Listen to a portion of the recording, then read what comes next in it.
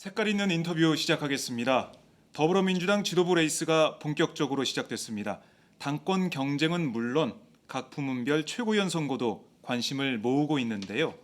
오늘 팟짱에서는 이 얘기를 그동안 많은 분들이 보고 싶어 하셨던 두 분과 함께 나눠보도록 하겠습니다. 김홍걸 전 더민주 국민통합위원장과 양양자 광주 서구울 지역위원장 나오셨습니다. 안녕하세요. 어서 오세요. 안녕하세요. 네, 반갑습니다. 아니, 두 분을 이렇게 팟짱에 모시게 될 줄이야. 저는 꿈도 못 꿨습니다. 오늘 팟짱 개 탔네요. 특집 방송 같습니다. 먼저 저희 이 방송을 많이들 기다리고 계셨는데요. 저희 카메라 보시고 시청자분들께 인사 말씀 부탁드리겠습니다. 먼저 김홍걸 위원장님 인사 말씀해 주시죠. 예, 안녕하십니까, 김홍걸입니다. 요즘 사실 이 더불어민주당이 여러분의 기대에 부응을 제대로 못하고 있어서 좀 답답해하시는 분들도 많을 텐데 곧 전당대회가 끝나고 새 지도부가 뽑히면 많이 나아질 것으로 생각합니다. 이 더불어민주당이 정말 수권 정당의 모습을 갖추게 하기 위해서 저도 최선을 다해서 도울 생각입니다. 감사합니다. 네, 반갑습니다. 네, 양 위원장님. 네, 광주 서구을 지역위원장 양향자입니다. 4.13 총선 이후에 열심히 또 바쁘게 살다가 이번 8.27 전당대회 최고위원 여성 부문에 출마한 양향자입니다. 네, 반갑습니다. 두 분 어떻게 지내셨어요 그동안? 근황이 좀 궁금한데요. 우리 김홍걸 위원장님은 제가 페이스북에서 자주 뵙고 있습니다. 요즘 열심히 SNS를 하시더라고요. 좀 많이들 민심을 듣고 만나고 계신가요? 어떻습니까? 인터넷에서? 예, 요즘 뭐 특별한 활동은 없고요. 네. 가끔 특강 같은 거 다니고. 다니시고 예. 페이스북도 하시고 예. 지금 현안에 대해서 꼬집어서 날카롭게 지적하시는데요. 그게 뭐 기사화도 되고 그럴 정도로 많은 분들이 관심을 가지고 계시더라고요. 예, 뭐 기사화 될 걸 의식해서 쓴 건 아니고 네. 그냥 제 생각을 간단히 적은 그러니까요. 건데. 네, 그게 기사화가 되고 많은 분들이 보고 공감을 표시하고 있습니다. 양 위원장님은 어떻게 지냈어요? 저번에 저희 그 문재인 대표님이 밥 사실 때 네, 그때 저희가 잠깐 뵀었는데 네. 네, 어떻게 지냈습니까? 저는 이제 그동안 우리 소외됐던 네, 우리 학생들, 특히 특성화 고등학교 그리고 실업계 고등학교 네, 그리고 대학생들 그리고 직장맘 제가 필요로 하는 곳이면 어디든지 달려가서 강연도 하고 같이 이야기도 나누고 어려움도 듣고 바쁘게 지냈습니다. 예. 그렇군요. 네. 그래서 지금 이번 전당대회 여성 부문, 그러니까 여성위원장 겸 최고위원 네. 출마를 하셨습니다. 열심히 선거운동 하시고 계실 텐데요. 저번에 출마 기자회견 보니까 인상적이었던 게 데려왔으면 써달라. 네. 이 말씀이 인상적이었습니다. 네. 여성위원장에 출마하게 된 이유 그리고 어떤 비전을 가지고 있는지 좀 들어볼 수 있을까요? 사실은 제가 이제 이 삼성 임원으로 있으면서도 네. 대한민국 여성 대표 멘토였습니다. 음, 지금도 뭐 멘토 역할을 하고 있는데 네, 그때는 굉장히 그런 멘토링이라든지 그 카운셀링 그다음에 또 찾아가서 강연하고 이런 것들이 제한적이었어요. 왜냐하면 제가 개발이라는 그 연구 개발이라는 업무를 해야 되기 때문에 상당히 제한적이었고 그때도 제가 아마도 제가 이 일을 그만두게 되면 언젠가는 이 정말 어려운 우리 여성들을 위해서 일을 해야 되겠다라는 생각을 한번 그러니까 늘 했던 기억이 있고 예. 그 다음에 이제 4.13에서 우리 이제 뭐 광주 서구울로 제가 출마를 했지만 네. 패배하면서 또 광주는 한석도 없는 상황이 돼버렸습니다. 그렇죠. 그게 꼭 원인은 그 뭐 출마의 이유는 뭐 여러 가지가 있을 수 있겠는데 네. 그 또한 지금 내년 대선에서 우리가 호남 지지를 이끌어낼 수 있는 절호의 기회다라는 거고 그리고 지역민들도 지금 너무나 기대를 모아주고 계십니다. 일단 국회의원이 없다 보니까 우리 더불어민주당이 할 수 있는 일이 굉장히 제한적이다라는 것. 그래서 이번에 지도부에 꼭 한 명은 들어가야 되겠다라는 게 강한 우리 열망이고요. 네. 그리고 여성이 우리 늘 뒷전으로 밀려져 있습니다. 여성 정치인의 육성도 그렇고, 네. 그다음에 뭐 직장맘, 뭐 전업맘, 그리고 대학생 모든 여성들이 사실은 좀 힘겹게 살고 있죠. 그 여성들을 공감하면서 그래도 내년 대선에서 투표장으로 함께 손잡고 네. 이끌어낼 수 있다라고 생각해서 예, 출마를 했습니다. 그렇군요. 네. 지금 보니까 많은 분들이 반가워하고 계십니다. 그래요? 저희 방송이 전 세계 전국으로 생방송이 되고 있는데요. 네. 김영은님이 양양자 사모님 지지합니다. 김유선님이 양양자 지지합니다. 최고위원 양양자 이렇게 하셨고요. 그다음에 최브라이언님께서 더민주의 당당함 김홍걸님 지지합니다. 이렇게 응원의 메시지를 계속 보내고 계십니다. 제가 다 소개를 못 해드릴 만큼 댓글이 올라오고 있는데요. 자, 이 당 대표와 최고위원에 출마하신 분들 제가 만나보면 목표는 똑같아요. 정권 교체입니다. 근데 정권 교체까지 가는 그런 뭐 어떤 방법이랄까 이런 게 조금씩 차이가 있다라는 생각이 듭니다. 김홍걸 위원장님은 제가 주말에 나온 기사를 보니까 송영길 후보에게 지지를 보내고 있는 것으로 알려졌다라고 기사가 돼 있던데 뭐 이렇게 결정을 하신 건가요? 마음의 결정을요? 어떻습니까? 그것은 잘못된 보도고요. 아 그래요? 예. 저는 대표 경선에서 특별히 네. 어떤 특정 이 주자를 지지하거나 그런 건 없습니다. 중립을 예. 지키고 있고 네. 다만 이제 제가 바라는 이 새 대표는 그러니까 뭐 여러 번 얘기 나왔지만 당을 개혁해서 좀 더 확실한 네. 당의 노선과 정책을 네. 분명히 보여줄 수 있는 그런 분이었으면 좋겠고 네. 또 당 운영을 선진화해서 이 정책 개발, 전략, 홍보 이런 부분에 있어서 네. 이 대선 준비를 미리 체계적으로 이 해나갈 수 있는 그런 분이 돼야 한다. 네. 또 마지막으로 그 소수의 지도부와 의원들만이 당을 이끌어가는 것이 아니고 다수의 지지자와 당원 여러분들이 네. 그분들의 의견이 제대로 당 운영에 반영될 수 있도록 네. 그 새 대표가 노력해 줘야 된다 하는 얘기는 누누이 해왔었는데요. 지금 현재 나온 분들이 대체로 그런 말씀을 하고 계셔서 네.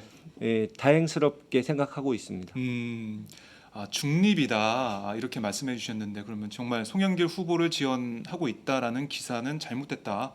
뭐 특정 후보를 일방적으로 지지하지도 않고 반대하지도 않습니다. 그렇군요.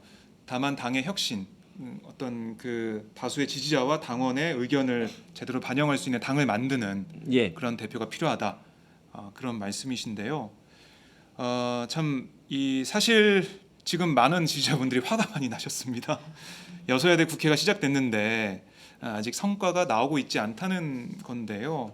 뭐 제가 들어보면은 뭐 이러시더라고요. 아직 몇 달 안 됐으니까 좀 지켜봐달라, 기다려달라 이렇게 말씀하시는데 하지만 뭐 사드 배치 문제 같은 것만 봐도 더민주가 제일 야당의 역할을 잘하고 있지 못하다라고 저희가 볼 수 있을 것 같습니다. 두 분은 이런 쓴소리 들으시고 계시죠? 네. 네, 어떻게 생각하십니까? 먼저 양 위원장님 말씀해 주시죠. 사실은 그 우리 당이 네. 제1 야당이 된 이후로 그렇게까지 못한다고는 생각하지 않습니다. 왜냐하면 최단기 그 뭐 개원도 했고 네, 그리고 교섭단체 대표 연설도 이렇게 이끌어냈고 상임위 업무 보고도 했고 그동안 뭐 대정부 질문까지 여러 가지 일을 아주 집중적으로 열심히 화합해서 했던 것으로 알고 있고요. 네, 그리고 또 그 민생 TF에서도 뭐 가습기 그 살균제 국정조사도 이끌어내고 여러 가지 일을 열심히 하고 있다라고 생각을 합니다. 단지 이제 최근에 가장 이슈가 된 사드 배치 문제에 대해서 좀 미온적인 어떤 태도 그리고 당이 그 당론이 없는 것이 당론이다라는 이런 말에 이제 국민들이 분노를 하고 있다라고 생각을 네. 하는데 좀 더 우리 이제 정당 정치를 하는 이 더불어민주당으로서 국민의 그런 염원을 모아서 당론을 만들어내고 이끌어가야 된다고 생각을 합니다. 네. 그러니까 지금 어떻게 보면은 사드 문제 관련해서는 뭐 국민의당이나 정의당이 더 돋보이고 있는 그런 그렇죠. 상황이거든요. 네, 네. 김원걸 위원장님 어떻게 보십니까? 예. 그 문제에 있어서는 사실 지도부에서 판단을 분명히 잘못했다고 저는 생각하는데요. 네. 그러니까 그분들 생각은 아마 이제 그 사드 배치 문제를 강하게 반대했다가는 뭐 안보 문제에 있어서 유약하다. 네. 또 뭐 저쪽에서 벌이는 색깔론에 말려들 수 있다. 이렇게 착각을 하시는 것 같은데 네, 네. 이미 그런 것이 먹히는 시대는 지나가고 있고 또 이번에는 워낙 저쪽에서 네. 그러니까 한마디로 청와대와 뭐 국방부 외교부 이런 데서 하는 얘기들이 이 논리적으로 맞지가 않고 또 졸속으로 이루어졌다는 것이 누가 봐도 명백하기 때문에 네. 우리가 충분히 강하게 나가도 문제가 없는 상황인데 예. 이 과거의 프레임에 걸려가지고 그런 색깔론 이런 것을 너무 지나치게 네. 두려워하는 것이 아닌가. 아하. 또 뭐 전략적 모호성 이런 것을 얘기하는 분들이 있는데 네. 그런 것은 상황이 불분명할 때 외교적인 상황에서 쓰는 것이지 정당이 국민한테 대고 전략적 모호성을 내세운다는 것은 말이 안 되고요. 네. 세계의 어느 정당도 이 애매모호한 불분명한 모습을 내세워서 집권한 경우는 없습니다. 예. 정말 따끔하게 지적을 해주셨습니다. 전략적 모호성 이거는 정당이 국민에게 할 게 아니다라고 그렇죠. 정확히 지적을 해주셨는데요. 저도 비슷한 생각인데 네. 어쨌든 좀 그 새누리당에서 그런 정부에서 배치한 그런 졸속 배치에 대해서 우리 당이 좀 더 신중했어야 된다라는 생각을 하고요. 네. 사드의 일단은 첫 번째가 군사적으로 실효성이 있는지 없는지 네. 따져봐야 될 문제가 우리가 많지 않습니까? 그렇죠. 네, 실효성이 있는지 없는지 그리고 이 배치가 됐을 때 주변국과 갈등을 어떻게 해결할 것인지 네. 뭐 이런 문제 그리고 또 세 번째는 우리가 국론이 벌써 이제 막 분열되지 않습니까? 국민이 분노를 하고 있고 네. 그런 상황에서 국론 분열을 어떻게 해결할 것인가 이런 것도 해야 되고 또 뭐 네 번째는 우리 사드 배치가 경제적으로 미치는 영향이 지대할 텐데 그런 그럼요. 문제들을 어떻게 해결할 것인지가 미리 논의가 되고 그게 반영이 돼서 민주적으로 네. 배치가 됐더라면 우리 국민이 그렇게 분노하거나 그러지는 않는데 이게 정부에서 아주 졸속적으로 했다라는 것이 너무나 분명하게 나타나는 일들이 예. 우리 제1야당이 어떤 대처하는 뭐 방법이라든지 당론이라든지 이런 것들이 좀 미약하지 않나 이런 생각이 듭니다. 예. 그러니까 이제 더불어민주당이 수권 정당이라고 한다면 네, 국민들이 불안해하고 걱정해하는 그런 것들을 해결해 주면서 그렇죠. 어떤 판을 새로 짜는 모습을 보여줘야 되는데 어떻게 보면은 뭐 여야 안보에는 여야가 따로 없다라는 이 프레임에 네. 그리고 뭐 종북몰이나 반미 프레임에 걸릴까봐 조심하고 있는 그런 모습 네. 여기에 대해서 많이 실망을 하고 계시거든요. 그렇죠. 그래도 뭐 정책이나 개파 관련한 불협화음이 표출되지 않아서 더불어민주당이 국민들에게 화합하는 모습을 보여줄 수 있다. 이런 반론을 펴는 분들도 이런 목소리도 있습니다. 여기에 대해서는 좀 어떻게 보십니까? 우리 위원장님. 예, 위원장님 어떻게 보세요? 글쎄요. 예, 화합의 정치니 협치니 이런 말은 이미 공허한 구호가 돼버렸고요. 그 박근혜 대통령이 선거 후에 네, 뭐 거부권 행사라든가 그 5.18 행사 때 문제라든가 또 요즘 인사 문제에 관해서 네, 뭐 우병우 수석 해임 거부라든가 계속해서 이 국민 여론이나 국회의 요구를 따르지 않기로 네, 이미 입장을 굳힌 상태에서 왜 야당만 협치를 계속 해줘야 하는 것인지 네. 이 말이 안 되는 주장이죠. 그렇군요. 양 위원장님은 어떻게 보세요? 일단 졸속적으로 처리를 하고서 그런 정부가 뭐 떠들지 말라 이 문제에 대해서는 더 이상 그 갈등을 일으키지 말라 네. 이런 논조로 계속 얘기를 하고 있지 않습니까? 그리고 너무나 일방통행적으로 이렇게 그렇게 정부가 아주 아나무인식으로 감에도 불구하고 제1야당에서 그것을 협치라는 이름하에 네. 그냥 묵인하고 넘어가서는 안 된다고 생각을 합니다. 지금이라도 다시 공로를 모으고 네. 또 우리 성난 민심을 달래는 일에 그리고 정말로 이게 경제적으로 이슈가 없는지 네. 그리고 주변국과의 갈등 이슈가 없는지를 다시 한번 따져봐야 된다고 생각을 합니다. 사실 뭐 중국의 경제 보복이 벌써 시작됐다 그렇죠. 이런 뉴스는 계속 나오고 있죠. 네. 화장품 같은 경우도 중국이 12월에 관리 규정을 강화한다 이런 뉴스가 나오고 있고 여러 가지 비관세 장벽이 쳐질 것이다 우려가 그렇죠. 나오고 있는데요. 박근혜 대통령은 이런 얘기를 하더라고요. 사드 말고 다른 대안이 없다. 뭐 토론과 여론 수렴이 필요 없다. 북한 미사일 어떻게 막을 거냐 사드 없으면. 그러니까 아예 토론이나 뭐 논의의 장을 봉쇄해버린 듯한 느낌이 듭니다. 이런 그렇죠. 인식에 대해서 어떻게 보시는지. 그러니까 이제 이런 것들을 보면 얼마나 우리가 그동안 그 박근혜 정부가 안보 문제에 대해서 준비가 안 돼 있는가가 여실히 드러나는 거죠. 사드 배치로 북한의 미사일을 막을 수 있어서 배치를 했다라고 하는 것은 정말 납득하기 어려운 일입니다. 네. 네.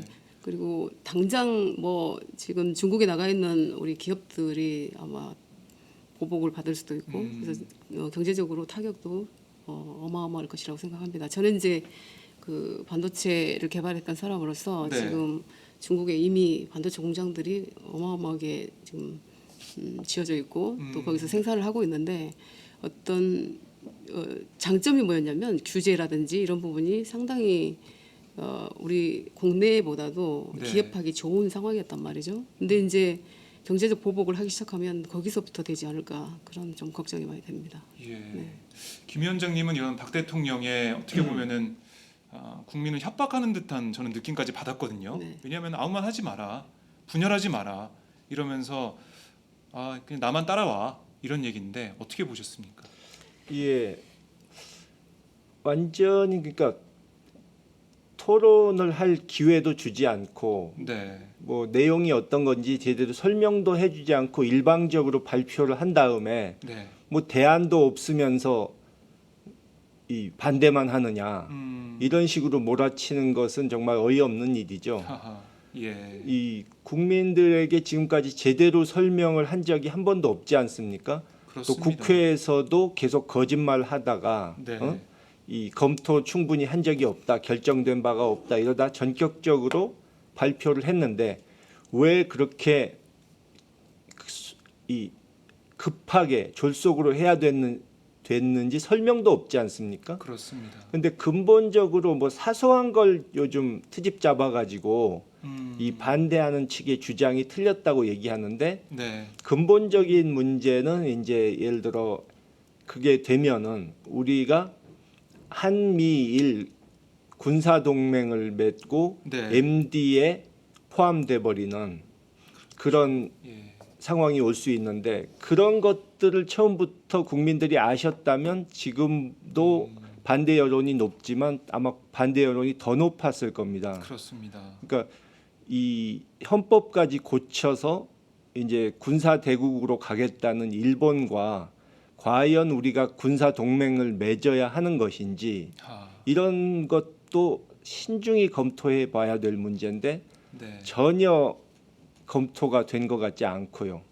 또 미국의 경우도 지금 이 연세 드신 분들은 지금의 미국을 50년대, 60년대의 미국으로 착각을 하시는 것 같은데요. 그러니까 네. 일방적으로 미국이 우리에게 원조 주고 할 때 미국으로 그 당시의 미국은 물론 부정적인 면도 있었지만 아무래도 우리보다는 훨씬 여유 있고 잘 사는 나라였기 때문에 뭐 약소국들에게 인심을 쓰기도 하고 그러는 상황이었지만 네. 지금의 미국은 아주 각박해져서 지금 대선 전국만 보더라도 뭐 우리 미국만 살고 보자 하는 식의 태도로 나오는 트럼프 후보가 유력 지금 대선 주자가 되지 않았습니까? 그렇습니다. 근데 그분의 얘기를 듣고 있자면은 네. 뭐 한국이고 일본이고 뭐 자기네 군대가 가서 지켜줄 이유가 없다. 비용을 100% 부담하지 않으면 네. 자기는 떠나야 된다. 알아서 하라고 놓고 가야 된다. 네. 하는데 100% 받고 싸워주는 군대는 용병 아닙니까? 그렇습니다. 예, 그러면은 한미 동맹을 위태롭게 하자는 것인데 과거에는 우익에 있는 분들이 한미 동맹을 위태롭게 하는 자는 반미 좌파라고 했었는데 네. 미국의 대통령이 되겠다는 사람이 한미 동맹을 위태롭게 할 때는 과연 뭐라고 해야 되는 것인지. 예. 그러니까 이렇게 바뀌는 국제 정세에 대한 인식이 지금 집권층에는 전혀 없다는 거죠. 네. 아, 정말 속 시원하게 딱 짚어 주셨어요. 그렇죠. 예, 그러니까, 의미를. 박근혜 대통령의 어떤 독선도 문제지만 실제로 우리 그 지난 15일 날 그 황교안 국무총리 그리고 네, 네. 한민구 국방부 국방장관. 장관이 그 성주 주민들하고 나누는 그 미니버스에서 네. 이 군사 기밀을 다 얘기를 해버렸지 않습니까? 그렇죠. 그것을 보면서 우리나라의 국무총리라고 하는 분도 국방부 장관이라고 하는 분들조차도 네. 대통령과 소통하고 있지 않다라는 걸 여실히 드러낸 것이고 아, 그것이 이제 국민들의 어떤 분노와 또 주변 국가의 갈등 어떤 그런 모든 문제를 네. 일으킨다고 생각합니다. 우선은 정부에서 무슨 일을 할 때 어떻게 하겠다라는 그림이 있으면 그 그림에 대한 어떤 합의를 이뤄내는 게 아주 지금 우리 정부는 굉장히 취약해 있다고 생각을 합니다. 그렇습니다. 우리나라가 민주주의 국가인데 가끔씩 보면은 우리나라 민주주의 국가 맞나? 이런 생각이 들 정도로 맞습니다. 정부가 일방적으로 밀어붙이고 있거든요. 그러니까 지금 한미일 그리고 북중러 신냉전 시대가 올 수도 있다. 그런 그렇죠. 조짐이 보인다. 네. 군비 경쟁이 촉발될 것이다. 이런 분석이 계속 나오고 있습니다. 그럼에도 불구하고 박근혜 대통령은 입 다물어라. 네. 우리가 알아서 한다. 이런 윽박지르는 모습을 계속 보여주고 있는데요. 사실 이 한미일 동맹, 그러니까 사드 배치를 하려고 작년에 그렇게 한일 위안부 합의를 미국에서 종용을 했었나 이런 생각이 좀 들더라고요. 그렇죠. 그러니까 이번에 지난주에 화해치유 재단 네. 정부가 재단을 출범시켰는데 화해치유라는 단어를 써도 될지라는 그런 생각이 들 정도로 피해 할머니들을 배제시키고 그분들의 목소리를 듣지 않고 강행했거든요. 화해를 강요하는 그런 모습을 보였는데 이번에 양 위원장님이 이제 여성위원장에 출마하셨지 않습니까? 네. 이 우리 여성들의 문제라고 위안부 예, 문제부터 볼 수 말씀을 있는 그 말씀을 문제 해결을 위해서도 열심히 노력하셔야 될 것 같아요. 저는 이제 그 기업에 있으면서도 사실은 자주 찾아갔던 곳이 우리 위안부 할머니들이 예. 계신 곳이었고 자원봉사를 주로 이제 거기를 갔었습니다. 근데 얼마나 그 할머니들의 마음이 정말 가슴이 실제로 가서 보면 가슴이 아프죠. 근데 그 할머니들이 요구하고 계시는 것이 그렇게 큰 것이 아닙니다, 실제로. 그러니까 인권 침해 사실을 인정해달라, 책임 인정하고 공식적으로 사과해달라. 근데 그런 것들을 묵살시키고서 뭐 단돈 10억엔에 어떤 피해자들의 그 고통과 이렇게 바꾸자라는 거지 않습니까? 거기다가 또 이번에 10억엔 배상조차도 네. 그 한국 유학생들하고 이렇게 한국 유학생들을 위한 투자 예산으로 써달라 뭐 이런 얘기하고 있죠. 예, 그렇습니다. 그러면서 기금 출연을 계속 미루고 있단 말입니다. 그래서 평화의 소년상도 어떻게 될지 몰라요. 그러니까 지금. 이제 그렇죠. 실제로 예산 성격도 문제인데 네. 예산이 언제 집행될지도 몰라요. 그 10억엔이라는 것조차도 그걸 받아서도 안 된다라고 생각이 들고요. 네. 저는 이번에 사실은 그 소녀상 지킴이 집회를 그렇게 많이는 못 나가봤지만 네. 저는 공약 중에 이것은 우리가 역사적으로 우리 꼭 해결뿐만 아니라 앞으로 정말 이 문제가 해결되지 않고는 네. 한일 간의 관계 회복은 힘들다고 생각합니다. 그래서 저는 만약에 이번에 최고위원 당선이 되면 네. 아예 그 위안부 재단 거리에다가 최고위원 사무실을 두려고 아, 그래요? 그것을 공약했습니다. 그래서 예. 어찌됐든 가장 우리 상징적인. 네, 아픔이 네. 있는 국민을 우리 할머니들이 얼마나 힘드십니까? 그 아픔을 어떻게 계속해서 끌어안고 가면서 무슨 일을 하겠다는 겁니까? 여성계에서도. 네. 그래서 저는 거기에 아예 사무실을 내겠다 이런 공약을 냈습니다. 그렇군요. 네, 예, 이 문제 해결하지 않고서는 여성 문제 미래가 없습니다. 없다. 네, 네. 그런 말씀인데 참 박근혜 정부의 위안부 합의, 사드 배치 이런 일련의 과정들, 뭐 미국과 일본의 그 상호 방호 지침이 개정되는 모습들 일련의 상황을 쭉 보면서 아까 위원장님께서 말씀하셨듯이 MD 체계, 그러니까 미국의 그런 방위 전략에 일본과 그리고 우리나라가 빨려 들어가고 있는 그런 느낌이 든단 말이죠. 근데 그 가운데서 중심을 잡고 있어야 될 우리나라 정부가 외교적으로 이렇게 외교력을 발휘하지 못하나 이런 찬당까지 들고 있습니다. 위원장님 어떻게 보십니까? 예, 좀 전에 말씀하신 그 종군 위안부 그 합의도 네, 사실 이 군사 안보 이런 문제와 맞물려 있다고 생각하거든요. 네, 네, 그러니까 우리가 기억을 해야 될 것은 2차 대전 이후에 미국은 꾸준히 한국이 일본과 손을 잡고 그 냉전 시대에 네, 그 중국 소련을 견제하는 동북아에서의 자기네 기지 역할을 해주길 바랬고 네, 그 학자들이 지적하는 것은 4.19 혁명 때 이승만 박사가 그렇게 반일 이 스탠스를 고집하지 않았다면 네. 그때 그렇게 쉽게 하야하도록 놔두지 않았을 것이다. 그러니까 한마디로 너무 반일을 세게 했기 때문에 그렇게 쉽게 포기한 거다 하는 말들을 하거든요. 네, 그래서 이번 그 위안부 합의도 그러니까 그 미국 측에서는 한국 쪽의 민족 감정 같은 거는 그분들한테는 중요한 게 아니기 때문에 예, 과거는 잊고 어서 둘이 손을 잡아가지고 자신들에게 유리한 상황을 만들어 달라 하는 이런 요구가 있었을 것이고 네, 이번 사드 배치라든가 일본의 평화헌법 개정, 네. 뭐 한미일 군사동맹 이런 것이 수순으로 가는 것이 아닌지. 참 그래서 너무 우려스럽습니다. 사실 이 일본군 위안부 문제 같은 경우는 국민들의 반대 그리고 정확하게 피해자가 그 사과를 받고 그런 식으로 수순을 밟아 나가야 된다는 게 국민적 여론이거든요. 국민적 여론을 지렛대 삼아서 이런 미국의 압력에 우리가 버틸 수 있는 그런 외교력이 필요할 텐데 그게 전혀 안 되고 있다는 점에서 참 많은 국민들이 안타까워 계시고요, 화를 내고 계시고요.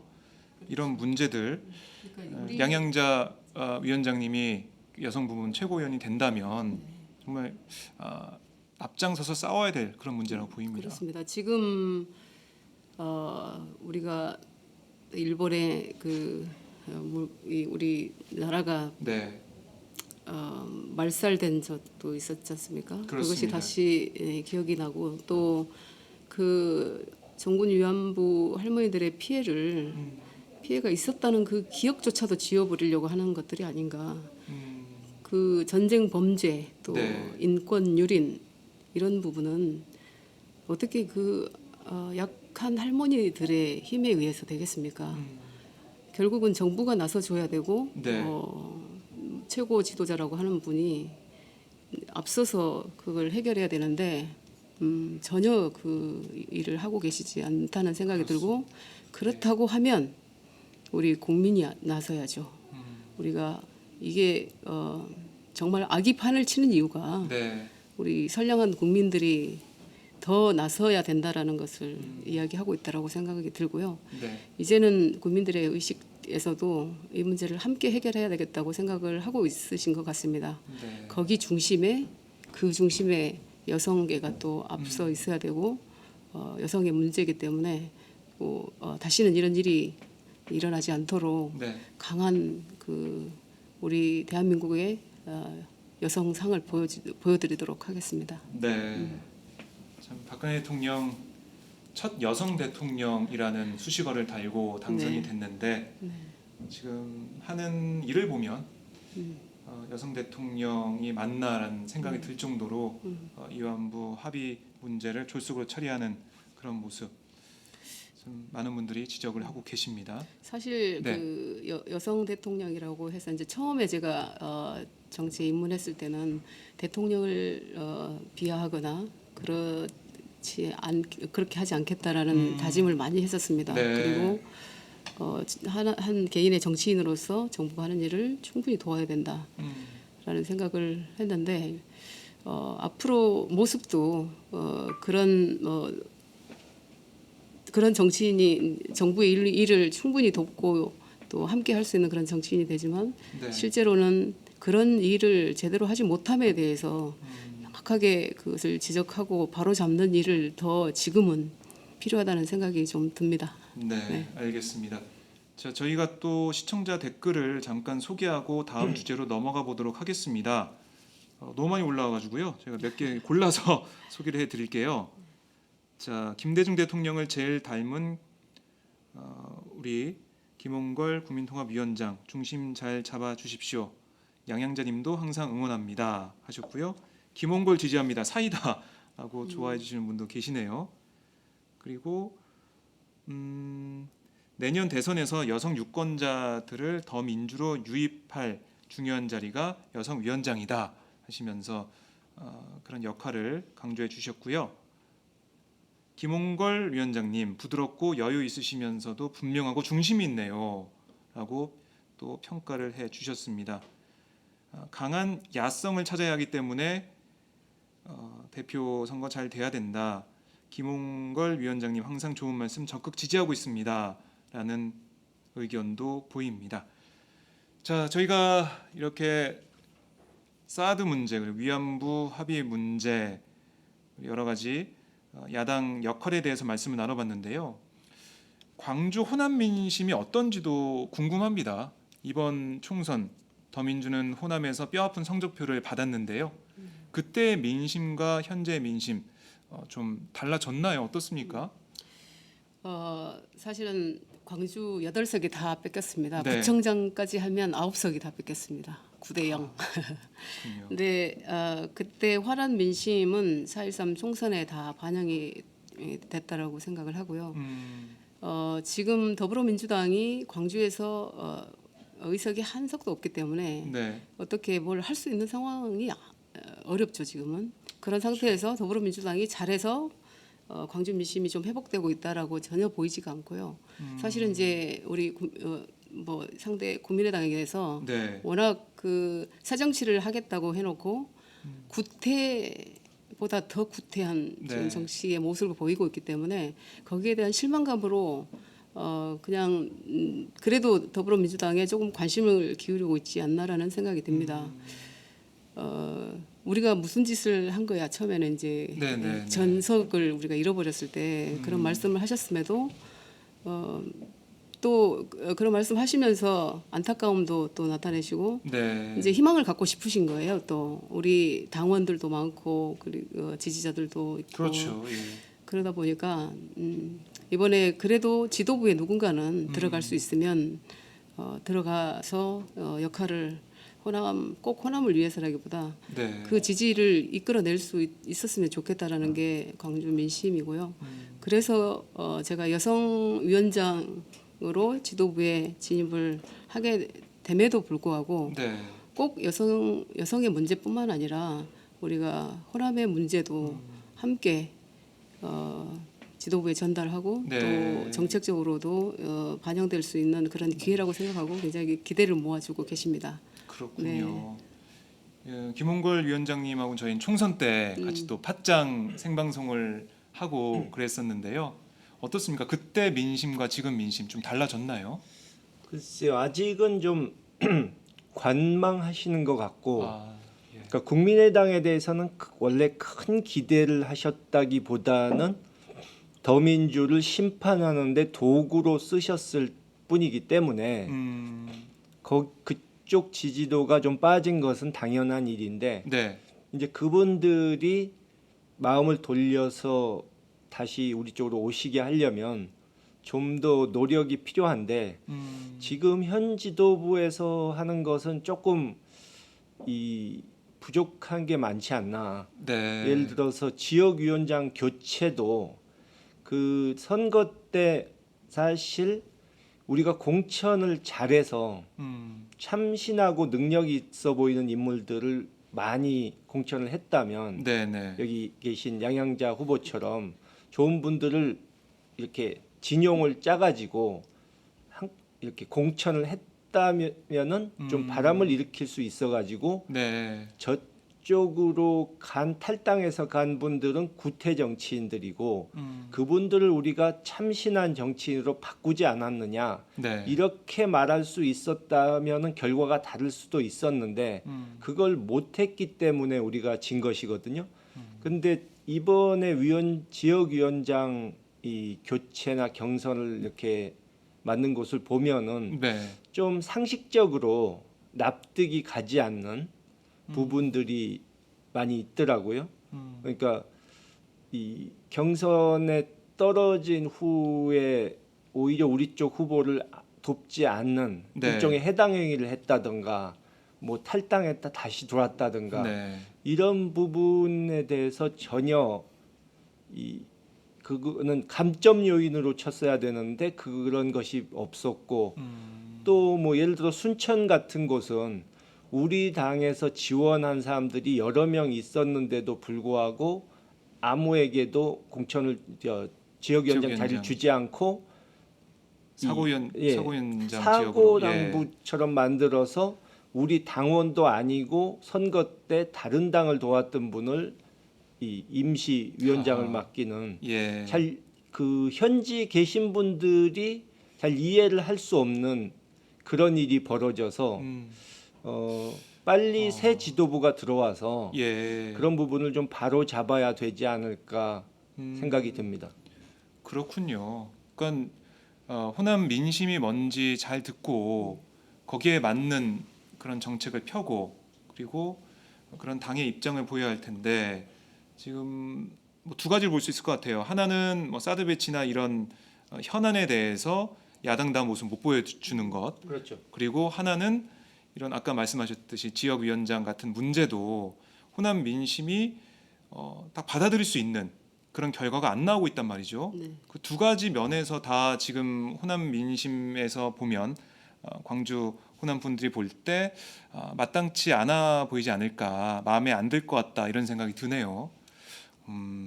호남 민심 되돌리기가 쉽지 않겠다라는 전 생각이 드는데요. 이러다가 계속해서 뭐 한쪽의 어부지리를 얻게 되는 거 아닌가 그런 두려움도 듭니다. 4.13 네. 총선 때 사실은 그 국민의당 후보는 호남 정치의 복원, 뭐 호남 홀대론을 주로 그렇죠. 예, 이야기했습니다. 그런 주장을 했죠. 근데 저희 지역민들이 그것은 아니다라고 하면서도 아까 우리 김 위원장님이 말씀하셨던 것처럼 더불어민주당 60년의 어떤 심판을 하기 위한 네. 도구로 이렇게 사용을 했었습니다. 그럼에도 불구하고 지금도 그 외쳤던 호남 홀대론이나 호남 정치 복원에 대해서는 전혀 없죠. 할 수 있다라고 생각지도 않고. 그러면 이제 저는 이제 호남에 출마했던 사람으로서 네. 제가 이야기했던 것은 호남의 미래, 호남의 희망, 그리고 그것을 하기 위해서 일단은 산업 생태계가 좀 바뀌어야 되겠다라는 생각을 많이 했었고, 네. 그래서 어찌됐든 광주는 굉장히 소비 도시화되고 있어요. 그러다 보니까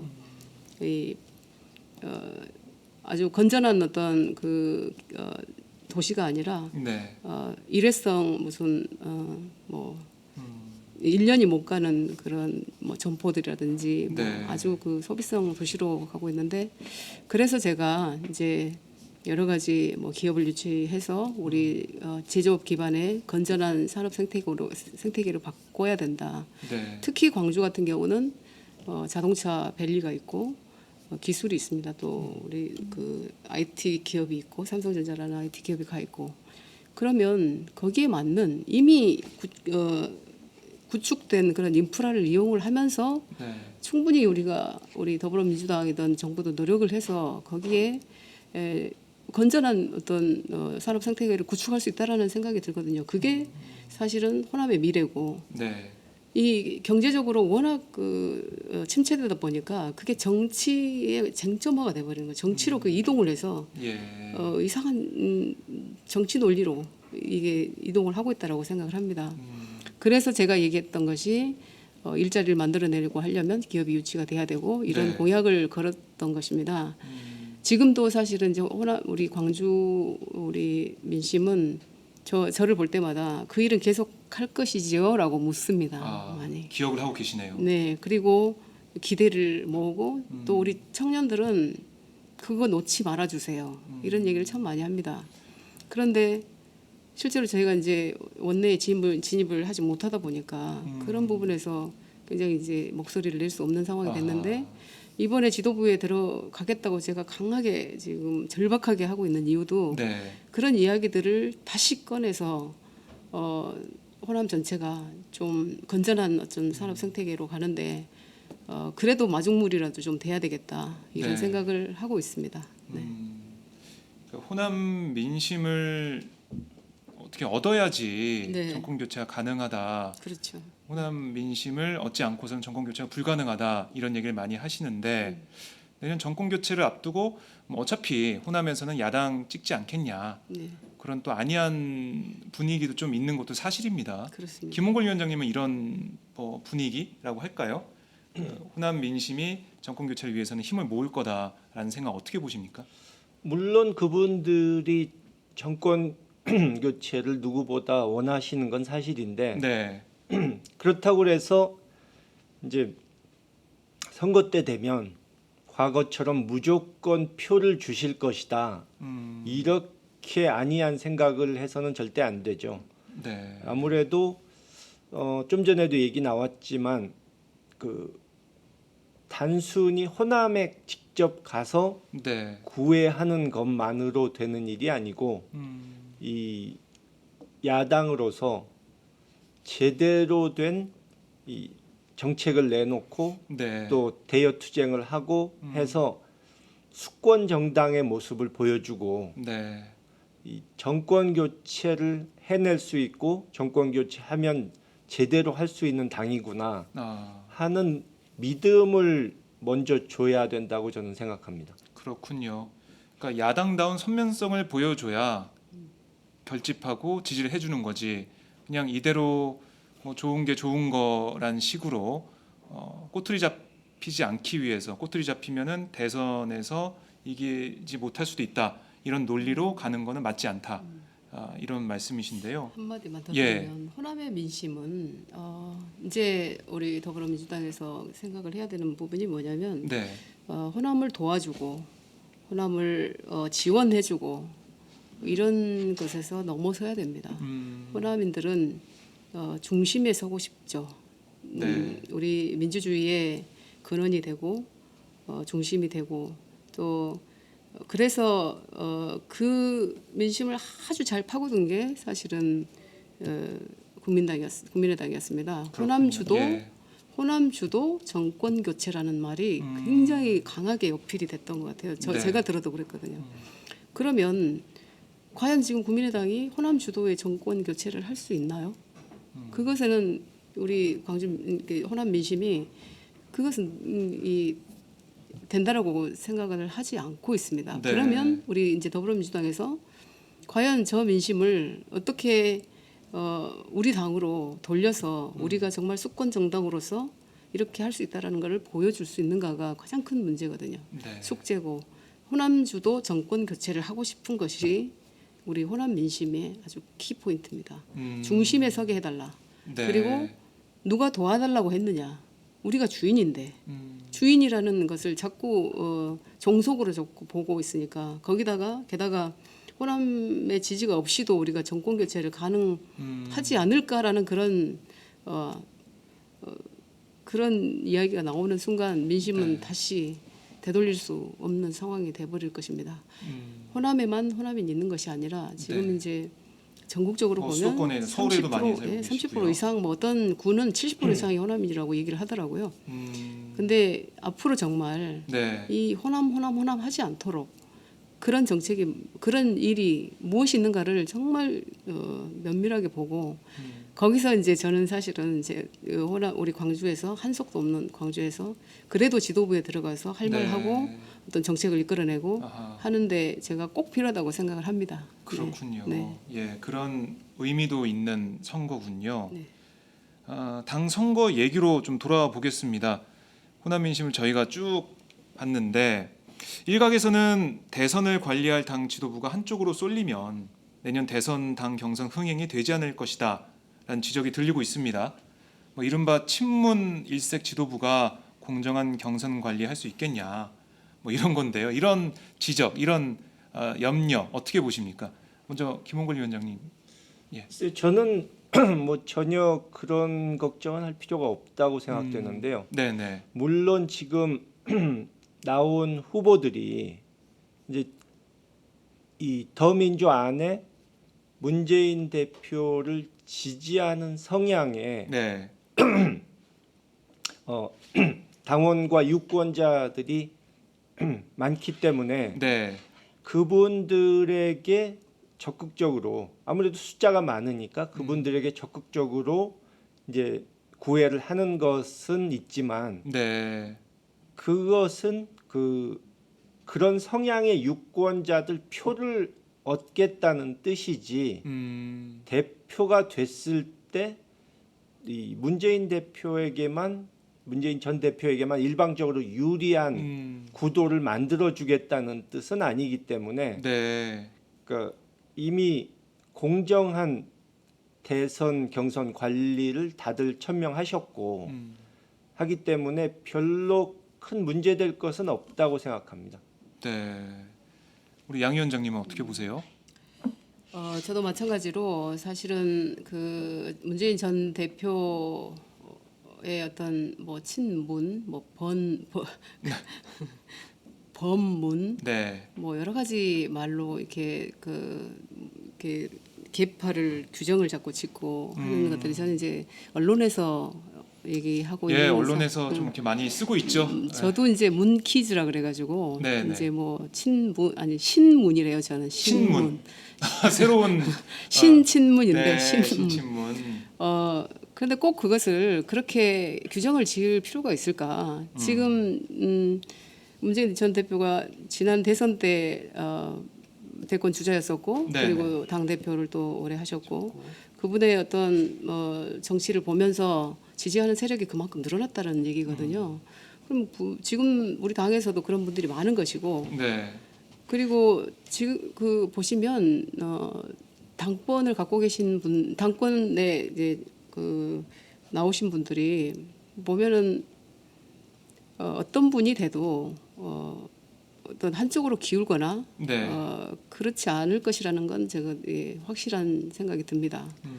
근데 이제 저는 우리 당내 선거를 마치 외압적으로 그러니까 네. 외부의 압력에서 의해서 흥행을 위해서 미리 그런 계파 뭐 비문 뭐 친문하면서 계파를 나누고 네. 그런 모습들이 더 저는 잘못됐다고 생각을 해요. 그 색깔을 다 없애고 네. 왜 비문이 아닙니까? 같이 일했던 한 공간에서 정치를 같이 했던 사람들이 네. 그거 꼭 나눌 필요가 없는 거죠. 정치적 사상과 우리 당의 어떤 철학과 이런 것을 같이 한다 그러면 거기서 또 당을 안정적으로 이끌어갈 수 있는 당 대표라 그러면 네. 굳이 계파를 막 넣어가지고 흥행이 안 되면 어떡하나 흥행하고는 전혀 관계 없다고 생각을 합니다. 저는 예. 안정적으로 끌어갈 수 있는 그리고 대선에서 정권 교체를 이끌어갈 수 있는 도움을 당의 어떤 튼튼한 기반을 잡을 수 있는 그런 분이라야 된다고 생각을 합니다. 네 분 다 사실은 그런 점에 있어서는 능력을 갖고 계시고 또 앞으로 얼마나 이제 우리가 8.27 전당대회까지 시간이 좀 남았는데 네네. 그것을 어필할 수 있고 국민 속으로 들어갈 수 있는지 그런 부분에 대해서 국민이 판단할 것이라고 생각합니다. 네. 네. 뭐 너무 그 외부적인 그런 요인에 의해서 좌우되지 말고 네, 어떻게 보면 당이란 건 어떤 정책이나 비전을 보여주면서 평가를 받는 거잖아요. 네, 거기에 더 집중해야 된다. 네. 이 미국의 버니 샌더스가 민주당 대선 경선 흥행을 일으켰습니다. 알고 계실 텐데요. 뭐 이런 것처럼 내년 대선 경선에서 네. 더불어민주당도 뭔가 국민적인 관심을 끌 수 있는 네. 그런 인물이 필요하지 않나라는 얘기도 나오고 있습니다. 네. 그래서 뭐 최근에 손학규 전 대표가 정치 재개의 뜻을 밝히면서 뭐 손학규 전 대표의 등장으로 더불어민주당이 좀 더 활력을 얻는 거 아니냐 이런 얘기 하시는 분도 계시거든요. 그래서 뭐 지금 현재로서는 대선 판이 경선이 밋밋하게 갈 수도 있는데 조금 더 사람들의 관심을 끌고 드라마를 쓸 수 있는 그런 요소가 필요한데 뭐 손학규 전 대표도 그 한 축을 담당할 수 있다. 네. 이런 주장에 대해서는 어떻게 보시는지요? 김 위원장님 말씀해 주시죠. 글쎄, 네. 뭐 대선 경선이 물론 관심을 많이 끌고 흥행이 잘 되면 좋겠지만 네. 그것은 누가 인위적으로 만들어내서 될 수 있는 것은 아니고요. 네. 후보도 뭐 새로운 후보, 뭐 돌풍을 일으킬 후보라는 것이 하루아침에 튀어나오는 것은 아니거든요. 네. 그러니까 저는 뭐 조금 지금 주제와 다를 수도 있겠지만 네네. 샌더스 그 돌풍에 대한 의미를 저는 그렇게 보고 싶은데요. 그러니까 샌더스가 사실 갑자기 나온 사람은 아니거든요. 수십 년 정치를 해왔는데 맞아요. 예. 이번에 돌풍을 일으킬 수 있었던 것이 그분은 일관성을 가지고 항상 같은 주장을 그때 뭐 분위기에 따라서 인기를 얻기 위해서 바꾸고 하지 네. 않고 꾸준히 자기의 입장을 견지해왔고 국민들에게 신뢰를 줬기 때문에 네. 한때는 지나치게 진보적이다, 뭐 과격하다 이런 소리까지 들었지만 이 70 넘은 나이에 네. 대권을 위협하는 자리까지 오른 것이죠.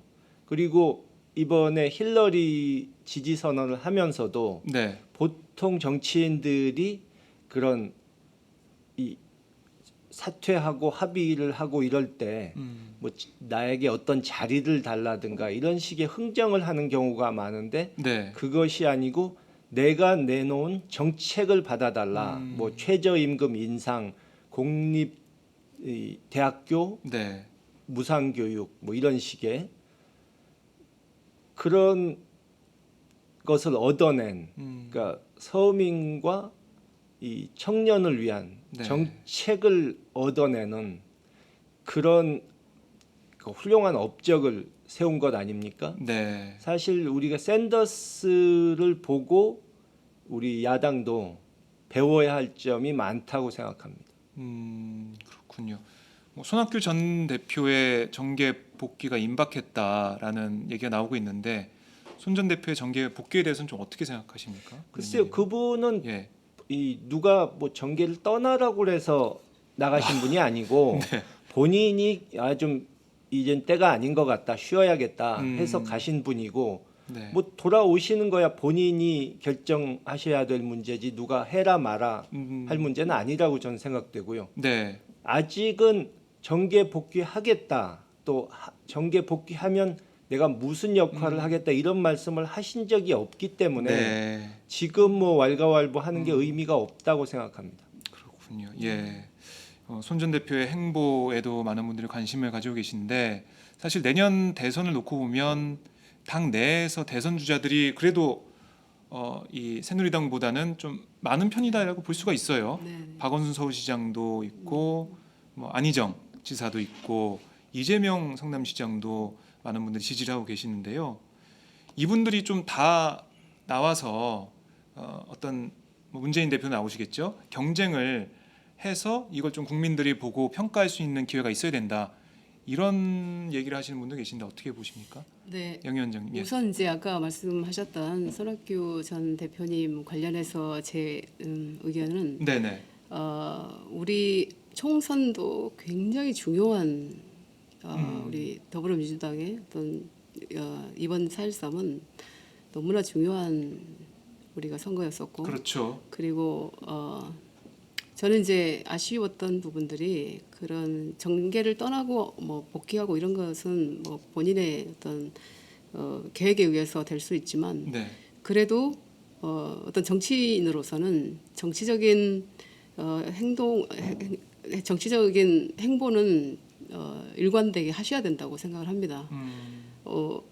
그냥 은퇴했다가 어느 시점에 이렇게 나오면 인기를 끌 것인가 안 끌 것인가 그런 게 아니라 네. 정말로 정책적으로 고민을 하고 그래도 정치인이면 중요한 때는 나와서 뭔가 도움을 주고 이렇게 했으면 하는 그런 아쉬움이 있고요. 예, 사실 이번에 총선 어렵다는 그런 예측이 많았었죠. 그렇죠. 새누리당이 뭐 200석 할 수도 네. 있다 이런 얘기까지 나왔었는데. 그럴 때 오히려 정치인으로서 나와서 우리 더불어민주당이 어떻게 하면 이길 것인가를 함께 고민하고 헌신을 했어야 함께 됩니다. 헌신하고 예. 이렇게 하는 모습들이 비단 우리 손 대표님뿐만 아니라 다른 어떤 우리 정치인들도 네. 그렇게 하셔야 된다고 생각을 하고 저는 이제 우리 내년 대선에서는 정말 그 능력 있는 그리고 비전을 제시하고 그것을 실현할 수 있는 분이 뭐 숫자에 관계없이 나오셔서 또 경쟁하고 그런 네. 모습에서 국민들은 또 판단을 하게 될 것이고 그런 분들이 어떤 처음에 뭐 구도에 의해서 좀 안 되지 않을까 이래서 접거나 그런 모습이 아니었으면 좋겠습니다. 네. 정치인으로서 가지고 있는 비전이 확실하고 그리고 국민을 위해서 내 삶을 온전히 바치겠다라는 어떤 숙명을 가진 분이라면 네. 저는 그런 거하고 전혀 관계없이 그래도 내가 가진 사상과 철학을 충분히 국민들에게 비전을 보이면서 나와서 정말 정정당당하고 아름답게 네. 경선에 나오실 거라고 생각을 합니다. 네. 그렇군요. 우리 김 위원장님은 뭐 여기저기 특강도 좀 많이 다니시고 하시던데 직접 만나본 지지자들 또 민심은 어떤지 이 시간을 통해서 한번 말씀을 좀 해주세요. 뭐라고 하시던가요? 당 얘기도 하시고 여러 가지 말씀하실 텐데. 네. 뭐 아까 다 얘기 나왔지만 네. 이제 좀 이 제1당이 돼서 이 국회에서 주도권을 잡을 수 있을 줄 알았는데 네. 아직은 좀 답답하다 하는 반응도 있고 그렇군요. 어쨌든 이 선거 전보다는 그 정권 교체 희망이 커졌다 네. 하는 그런 말씀도 많이 있으셨고요. 음. 또 대신에 좀 전에 말씀드린 대로 그 단호하고 네. 강한 모습을 보여주지 못한다면 이 정권 교체를 못하거나 네. 하더라도 이 우리의 그 정책을 제대로 펴나가질 못하고 과거 우리가 집권했을 때처럼 기득권 세력과 뭐 보수 언론 이런 데 밀려가지고 이 제대로 예. 제대로 정권을 성공시키지 못하는 그런 일이 또 나오지 않을까 염려하시는 그런 얘기도 많이 있었습니다. 그렇군요. 제가 그 중국에서 온 이 한국 문제 전문가 한 분하고 네. 얘기를 나눈 적이 있는데 그분이 그런 말씀을 하시더라고요. 그러니까 이 야당이 과연 정권을 잡으면 이명박 박근혜 정권 때 벌어졌던 네. 여러 가지 뭐 예를 들어 4대강이라든가 자원 외교니 뭐 세월호니 이런 부분 네, 네. 그러니까 여러 가지 그런 악행에 대해서 진상을 과연 규명할 수 있겠느냐. 자기는 좀 회의적이다. 예. 그래서 왜 그렇게 생각하느냐 물어봤더니 네, 네. 야당은 순한 양이다. 근데 여당은 그거에 비하면 승량이다. 저 사람들은 자신이 네. 가진 기득권을 지키기 위해선 수단 방법을 가리지 않는다. 근데 양이 승량이와 싸워서 과연 이길 수 있겠느냐 하는 그런 말을 하시더라고요. 야, 정말 정확하게 예, 짚은 그런 모습이네요. 외부에서 보니까 더 잘 보이나 봐요. 예, 그렇겠죠. 저는 소름이 돋았습니다. 정말 이 국민들이 그동안 지적했던 그런 것들 중국에서는 더 잘 보고 있네요. 어떻게 보면 우리 더불어민주당 지도부만 거기에 대해서 귀를 막고 있는 거 아닌가라는 생각이 들 정도입니다. 소름이 끼쳤습니다. 그러니까 우리가 집권해서 네. 제대로 하려면 네, 지금부터 마음을 굳게 먹고 이 저들과의 싸움에서 밀리지 않을 단단한 각오를 해야 되지 않을까 네. 생각이 듭니다. 그런데 지금 20대 국회 열린 다음에 세월호 문제도 그렇고 백남기 농민 문제도 그렇고 그리고 이 사드 문제도 그렇고 계속해서 야당이 그냥 팔짱 끼고 보고 있는 모습 그런 느낌만 들거든요. 이게 문제네요. 양양자 위원장님 만약에 지도부에 들어가게 되시면 역할이 크실 것 같아요. 저는 이제 늘 광주 호남인으로서 5.18 정신에 대한 생각을 많이 합니다. 네, 그리고 우리가 과연 우리 현재 우리 정치인들이 그 민주주의에 맞서서 목숨을 내놨던 그런 열사들의 그런 정신을 가지고 있는가 네. 이런 생각을 많이 하게 됩니다. 이제 5.18 문제만 해도 과거의 일로 자꾸 이렇게 우리 네. 정부에서는 덮어버리려고 하죠. 그러나 우리가 가져가야 될 그런 미래의 가치여야 된다라는 것은 그런 내 몸을 죽음으로 죽음이 두렵지 않도록 네, 죽음이 두렵지 않는 그런 정신으로 세월호 문제나 백남기 농민 문제나 여러 가지 그런 문제들을 해결을 해야 되는 지금 상황이 사실은 가슴이 아픕니다. 어떤 네. 합의에 의해서 좋은 해법을 찾고 이런 것이 아니라 그런 지금은 그렇지만 그런 정신이 필요할 때라고 생각을 하고 네. 방금 말씀하신 그런 순한 양의 모습은 아니죠. 그래서 정말 국민이 열망하는 어떤 문제에 있어서는 네. 야성이 충분히 네. 그 야성은 불의에 맞서서 목숨을 내놓는 것이라고 저는 생각을 합니다. 네. 기득권을 지키려고 자꾸 타협하고 그런 모습을 야권에서 보이기 시작하면 국민은 기댈 데가 없는 거죠. 그렇죠. 네, 그리고 정권 창출에 대한 기대감도 그에 따라 없어지는 거죠. 그래서 지금 이제 우리가 국회 20대 국회가 지금 열려 있는데 네. 그래서 국민들이 실망하고 그렇다고 생각을 합니다. 네. 그러니까 국민들이 실망하고 있다 이런 점은 정말 여기저기서 많이 들려오고 있고요. 그러니까 이렇게 부잣집 도련님 몸조심하듯이 이렇게 정치를 하다가 설령 집권을 한다고 해도 과연 잘 네. 나라 운영할 수 있을까 그렇습니다. 의구심이 들 정도예요. 그리고 내년 대선까지는 그다지 많은 시간이 남지 않았습니다. 네, 지금부터 어떻게 준비를 하고 어떻게 국민적인 합의를 끌어내고 보면 세월호 사건도 마찬가지 아닙니까? 아픈 국민이지 않습니까? 네. 그러면 그 어떤 일보다도 그 국민의 마음을 감싸 안고 다시는 그런 일이 재발되지 않도록 뭔가 구축이 되고 해야 되는데 네, 그런 부분이 전혀 보이지 않는 데다가 그것조차도 야당에서도 그런 야성을 보이지도 못하고 이런 것들이 실망을 계속 하게 되는 것이죠. 네. 그렇군요. 아까 김 위원장님은 중립이다라고 말씀을 하셨는데 이런 민심이나 이런 아까 뭐 중국에서 그런 소리까지 나왔다는 것, 그러니까 이런 여러 가지 여론을 좀 당에 좀 전달 좀 하고 계신가요? 당 의원들이나 아니면 당 인사들을 만나서 좀 말씀하시나요? 뭐 이 경선에 출마하신 분들에게는 직간접적으로 이제 좀 의견을 전할 기회가 있었고요. 네네. 아까 말씀드린 대로 그분들도 동감하는 상당 부분 동감하고 계시기 때문에 새 지도부가 들어서면 좀 더 나은 모습을 보여줄 수 있지 않을까 네. 생각하고요. 그러니까 아까 말씀드린 것을 다시 반복해서 네네. 말씀하자면은 그러니까 이 애매모호하고 어정쩡한 태도 네. 그것을 중도라고 생각하는데 네. 그래서 중도층 유권자를 끌어올 수 있다고 생각하는데 네. 그것은 착각이라는 거죠.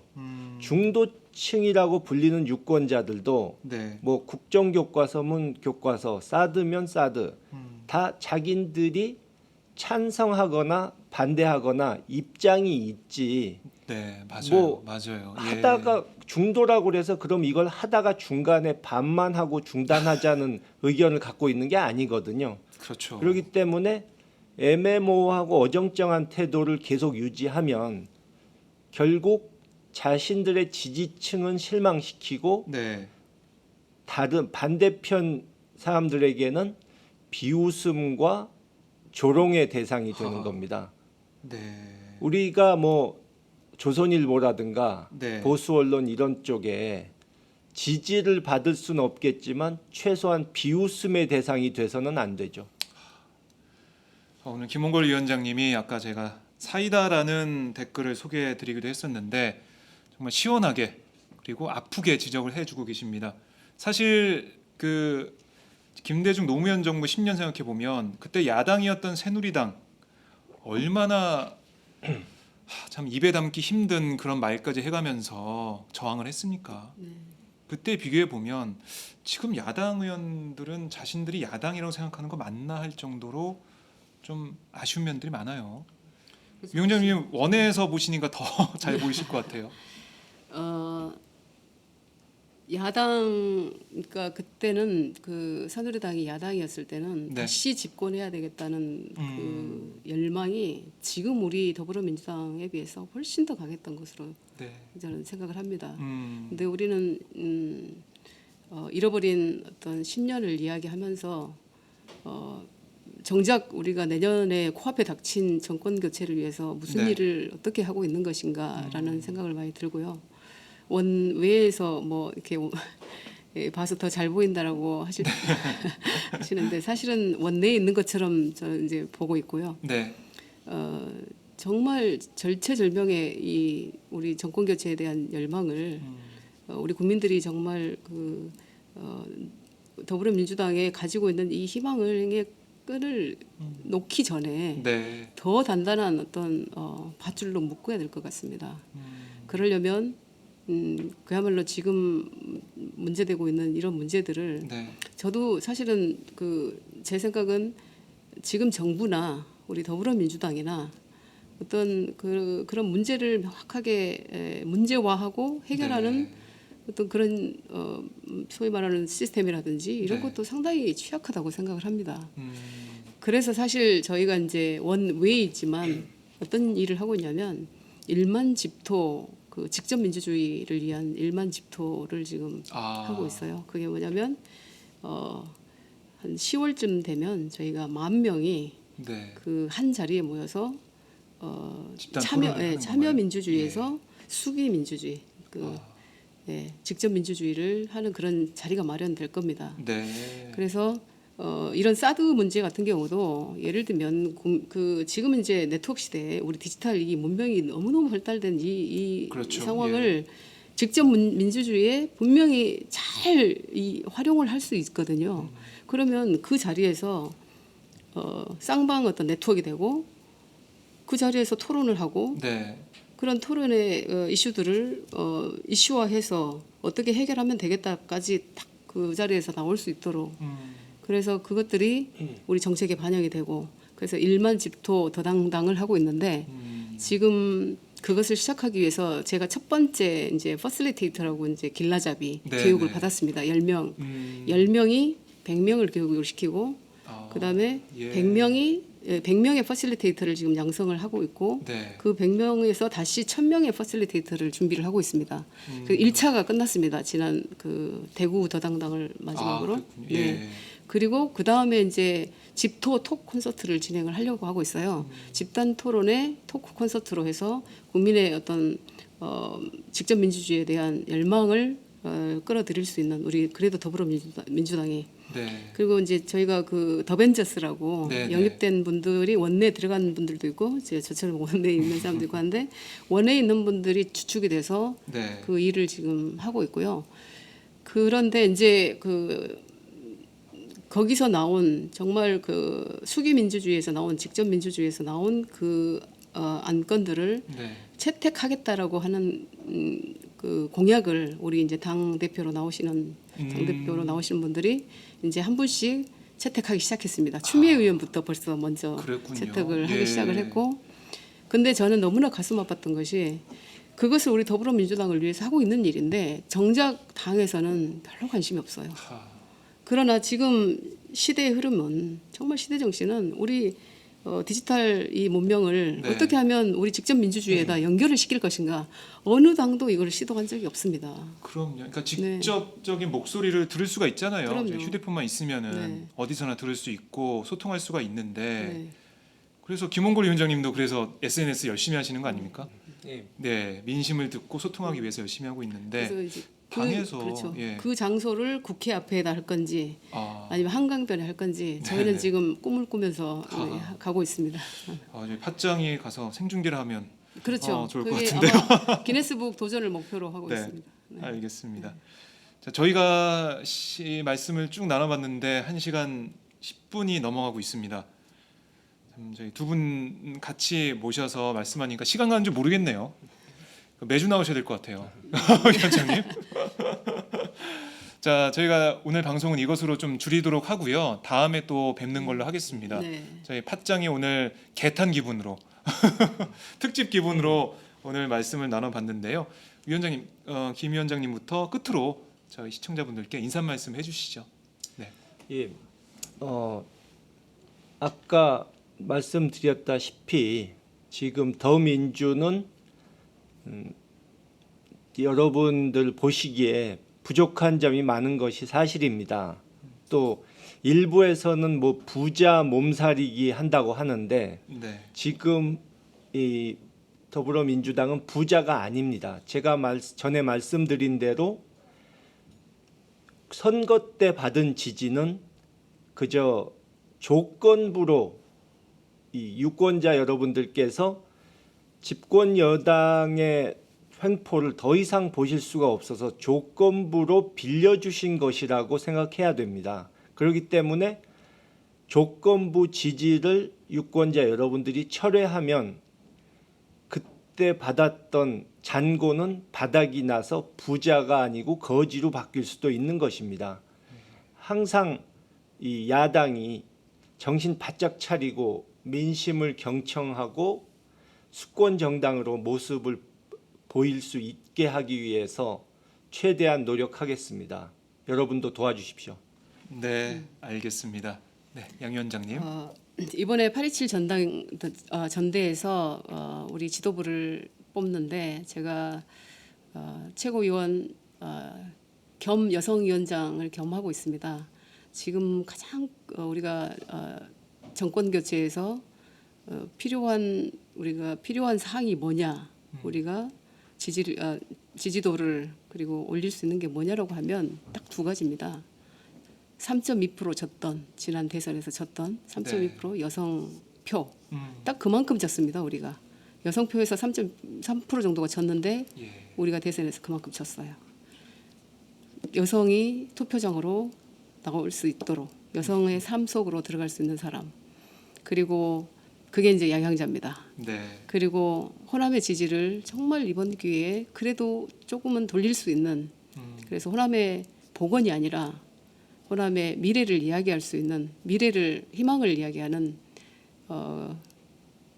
그래서 내년에 호남 민심이 되돌아와서 정권 교체에 큰 힘을 내주실 수 있는데, 네. 제가 그런 마중물 역할을 두 분야에서 정말 우리가 가장 취약한, 정권 교체에 가장 취약한 두 분야에서 사용될 수 있다라고 생각을 해서 저는 데려오셨으면 쓰시라라고 얘기를 했고, 네. 쓰지 않고 써보지도 않고 뭐 대선에 만약에 우리가 어려워진다면 네. 상당히 국민적인 또 그런 아쉬움을 남길 것이라고 생각을 하고요.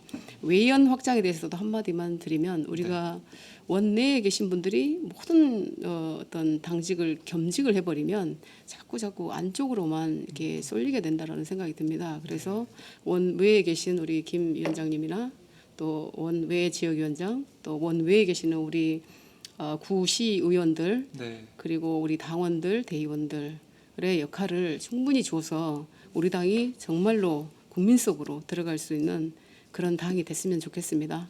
많은 성원 부탁드립니다. 네, 잘 들었습니다. 자, 이번에 더불어민주당 전당대회 결과가 어떻게 나올지 이 결과에 따라서 더불어민주당이 어떤 방향으로 갈지 이것도 좀 결정이 날 것 같은데요. 저희 팟짱에서 계속 지켜보도록 하겠습니다. 네, 오늘 두 분 말씀 정말 잘 들었습니다. 다음에 또 모시겠습니다. 네, 감사합니다. 고맙습니다. 네, 고맙습니다. 네.